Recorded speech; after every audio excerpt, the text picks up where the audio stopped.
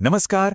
आज बात करते हैं एक ऐसी कहानी की जो हमें सिखाती है कि ईमानदारी और लालच के बीच की लड़ाई कितनी पुरानी है।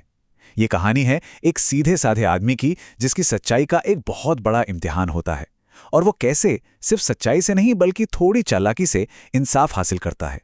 चलिए शुरू करते हैं। तो सबसे बड़ा सवाल यही है, होता क्या है जब ईमानदारी लालच से सीधी सीधी टकरा जाती है।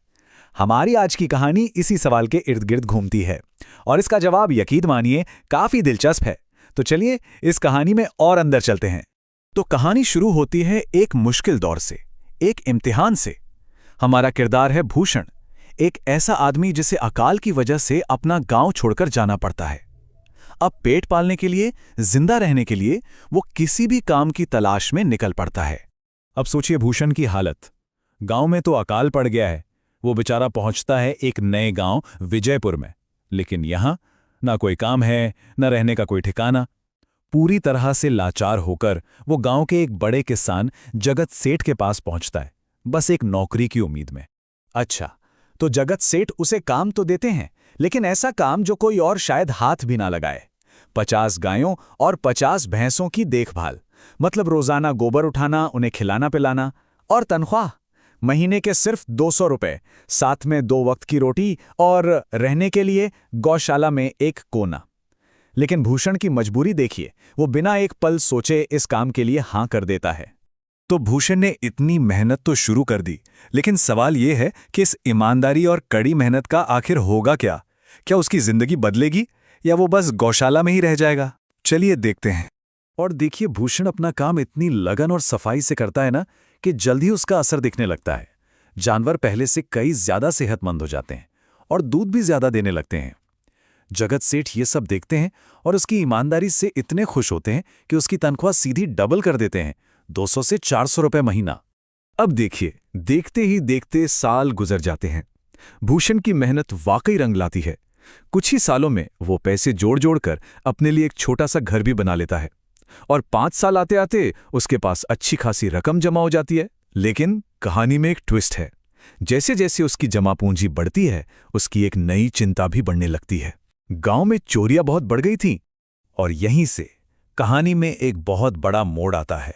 भूषण का भरोसा, उसकी सालों की मेहनत एक बहुत ही गलत इंसान के हाथों में चली जाती है। उसे एक ऐसा धोखा मिलता है जो उसकी पूरी दुनिया पलट कर रख देता है। तो भूषण को इतना परेशान देखकर जगत सेठ उसे एक सलाह देते हैं। वो कहते हैं कि तुम अपने सारे पैसे गांव के जमींदार के पास रखवा दो। अब ये जमींदार जो था, गांव में उसकी बड़ी इज्जत थी। सब उसे ईमानदार और भला आदमी मानते थे। उसका घर भी पहरेदारों से घिरा रहता था, मतलब सुरक्षा की पूरी गारंटी। लेकिन क्या वो सच में उतना ही भरोसेमंद था जितना दिखता था? तो भूषण अपनी जिंदगी भर की कमाई पूरे 5,800 रुपए जमींदार के हाथों में रख देता है। सोचिए, ये सिर्फ पैसे नहीं थे, ये उसकी मेहनत थी, उसका पसीना था और उसके अच्छे कल के सपने थे जो उसने उस जमींदार को सौंप दिए थे। और जमींदार भी बड़े भरोसे से कहता है, अरे भूषण, फिक्र मत करो, तुम्हारे पैसे मेरे पास एकदम महफूज रहेंगे, तुम अब सारी चिंता छोड़ दो।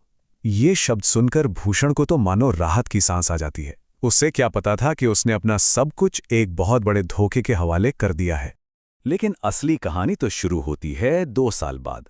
भूषण को एक जमीन खरीदनी थी, तो वो अपने पैसे वापस लेने जमींदार के पास पहुंचा और बस जमींदार का असली चेहरा सामने आ गया।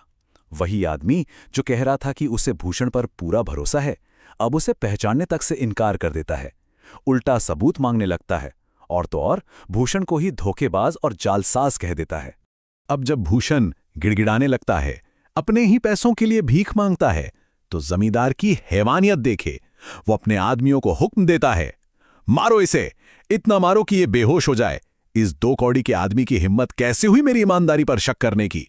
जब ऐसा लग रहा था कि अब सब खत्म, कि भूषण की मेहनत की कमाई डूब गई, तभी कहानी में एक जबरदस्त ट्विस्ट आता है। भूषण को एक ऐसा मददगार मिलता है जो लालच को उसी के जाल में फंसाने के लिए एक कमाल का प्लान बनाता है। ये मददगार कोई और नहीं बल्कि जगत सेठ ही थे। जब उन्हें पता चलता है कि बेचारे भूषण के साथ क्या हुआ है, तो उन्हें बहुत अफसोस होता है। आखिर सलाह तो उन्हीं की थी। तो वो ठान लेते हैं कि भूषण को उसका पैसा वापस दिलाकर रहेंगे, और इसके लिए वो एक ऐसा प्लान बनाते हैं जो जमींदार के लालच को ही हथियार बनाएगा। और प्लान बहुत ही शानदार था। स्टेप 1, चारा डालना। जगत सेठ जमींदार के पास जाएंगे और कहेंगे कि उन्हें 50,000 रुपए की एक बहुत बड़ी रकम सुरक्षित रखवानी है। स्टेप 2, ईमानदारी का टेस्ट। अब इतनी बड़ी रकम के लिए जमींदार को खुद को ईमानदार तो साबित करना ही पड़ेगा, है ना? तो उसे भूषण के छोटे से पैसे लौटाने ही पड़ेंगे। और स्टेप 3, खेल खत्म। जैसे ही भूषण को उसके पैसे वापस मिलेंगे, सेठ कोई ना कोई बहाना बनाकर अपने 50,000 रुपए वाली बात से पीछे हट जाएंगे। तो अब आता है कहानी का सबसे मजेदार हिस्सा, जब इस प्लान को एक्शन में लाया जाता है। क्या लालची जमींदार इस जाल में फंसेगा? क्या भूषण को उसका पैसा मिलेगा? चलिए देखते हैं क्या होता है। तो प्लान के मुताबिक जगत सेठ जमींदार के घर पहुंचते हैं, और जैसे ही जमींदार 50,000 रुपए की बात सुनता है, उसकी आंखों में चमक आ जाती है। ठीक उसी वक्त वहां भूषण भी पहुंच जाता है। अब इस बड़ी मछली को फंसाने के चक्कर में जमींदार फौरन पलटी मारता है। वो भूषण को ऐसे दिखाता है जैसे अभी अभी उसे पहचाना हो, और बड़ी बड़ी बातें करके, माफी मांगने का नाटक करके उसके 5,800 रुपए उसे लौटा देता है। सोचिए जमींदार का दिमाग। उसने 50,000 के लालच में 5,800 रुपए तो लौटा दिए। उसे लगा कि ये तो बहुत फायदे का सौदा है। बेचारे को ये जरा भी अंदाजा नहीं था कि वो शिकार नहीं कर रहा, बल्कि खुद शिकार बन चुका है। और जैसे ही भूषण पैसे लेके वहां से निकलता है, खेल हो जाता है। जगत सेठ का नौकर एक झूठा पैगाम लेकर आता है कि सेठ का बाहर जाने का प्लान कैंसिल हो गया है। और सेठ जी कहते हैं, अब तो मुझे पैसे रखवाने की जरूरत नहीं, और वो अपने 50,000 वाली बात से मुकर जाते हैं। जमींदार का तो मुंह खुला का खुला रह जाता है। उसे समझ में आ जाता है कि वो कितना बड़ा बेवकूफ बना है। अरे यार, ये क्या हो गया? 50,000 तो हाथ से गए ही, वो जो 5,800 हड़पे थे वो भी निकल गए। और आखिर में जगत सेठ कहानी का सबक बताते हैं, एक ऐसी बात जो आज भी उतनी ही सच्ची है। जो इंसान मेहनत और ईमानदारी से कमाता है ना, ऊपर वाला हमेशा उसकी मदद करता है, और जो बेईमानी की कमाई खाता है, उसके हाथ में कभी कुछ नहीं टिकता। तो ये कहानी हमें एक बड़े सवाल के साथ छोड़ जाती है। क्या आज की दुनिया में सिर्फ ईमानदार होना काफी है, या फिर अपनी ईमानदारी को बचाने के लिए थोड़ी बहुत समझदारी और चतुराई भी जरूरी है? ये सोचने वाली बात है ना।